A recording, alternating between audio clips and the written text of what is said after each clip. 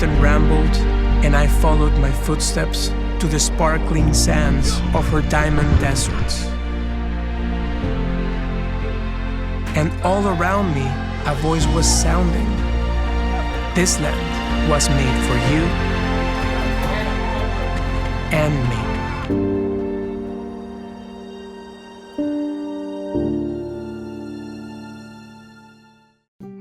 WhiskyCast. Brought to you by Redbreast. The definitive single pot still Irish whiskey. Those in the know Redbreast. The Hiram Walker Sons distillery lies on the banks of the Detroit River in Windsor, Ontario. It's been around since 1858 and has been rebuilt a few times over the years. But the thing that catches your eye from Belle Isle or downtown Detroit, the massive concrete grain elevators, 18 in all. Yeah, so this is the view of a distillery. The largest building down there is the distillery itself. That's about 500 yards from the grain elevator. The grain is actually pumped underground. You can kind of see the steel plating and stuff along the pier, along the waterfront there. Today, you'd never design a grain elevator 500 yards away from your distillery. It doesn't make a lot of economical sense, right? The distillery makes a lot of whiskey, around 45 million liters a year for the various Corby-owned brands, including J.P. Wiser's, Lot 40, Pike Creek, and Gooderham and Wirtz, along with contract customers like Canadian Club. Its 39 fermenters hold 218,000 liters of wash each. There's a finished corn fermenter nearby. I can smell it. Actually, it's coming from here. That's where it's coming from.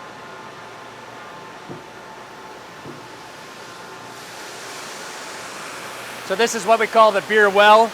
So when one of these 39 fermenters finishes its fermentation, we'll bring it to this tank here, and it's a finished distiller's beer. This one happens to be corn. I don't know if they have anything in this one. Yeah, here's rye here. So you can actually clearly see the difference. Yellow corn, brown being rye.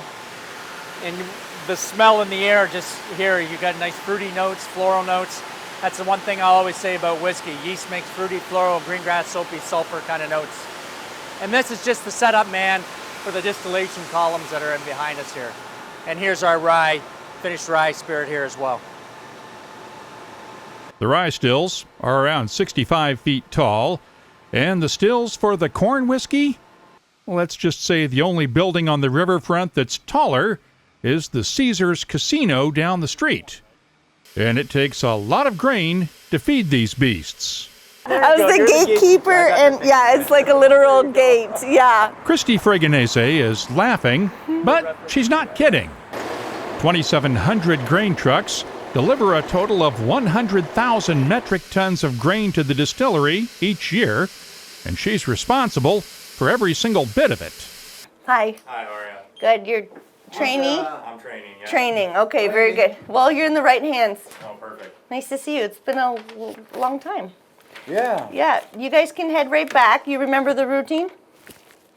Yeah. Okay, you need a vest and need a vest. safety glasses and safety shoes. Yeah. But he'll take you through the ropes. We just started the 9 o'clock guy, so you'll be up for 10. Okay. Okay? That's good. Okay. Thank you. You're welcome. Before a truck driver can unload the grain, it has to pass Kristy's tests. The basics like kernel size and dryness, the stuff the instruments can measure.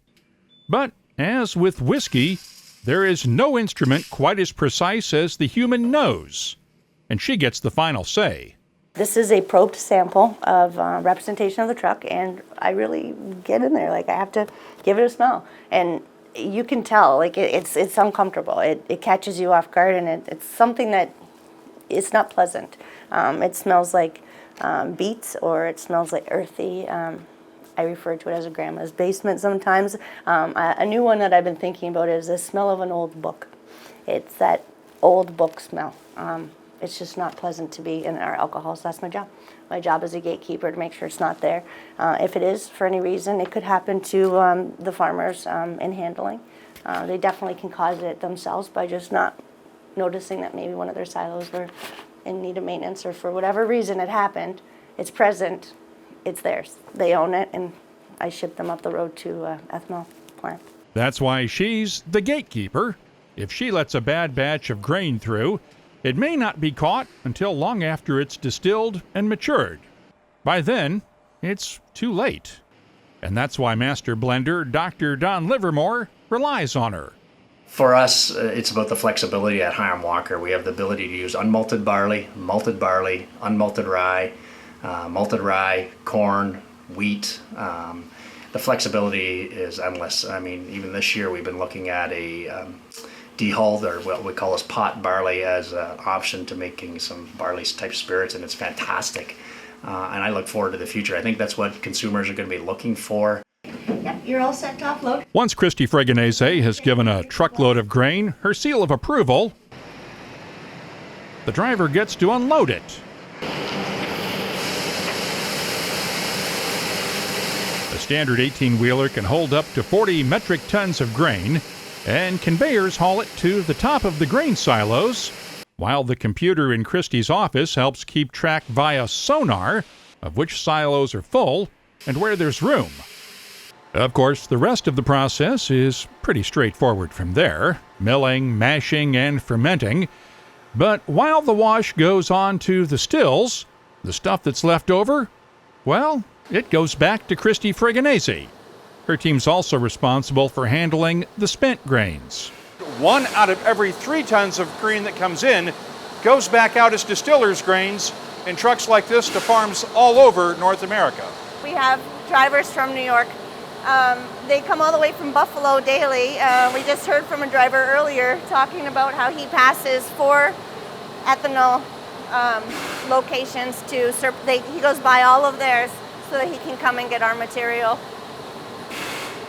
We don't use any antibiotics or sulfuric acid in our process, so it makes it more ideal for the cattle or pigs, wherever it's heading. This part of the job is a revenue generator for the distillery. Distillers' grains are actually traded on commodities exchanges.